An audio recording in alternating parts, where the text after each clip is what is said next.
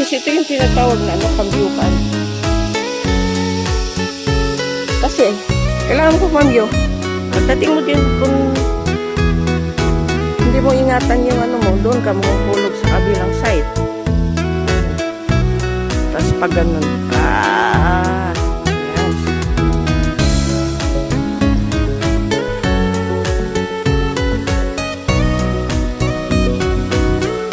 Kung marami lang itong nakaganito, para siyang para siyang short ng bitukan ng manok. Parang ganun. Maano lang naman siya. Maiksi lang naman yung pagka-bitukan ng manok nila.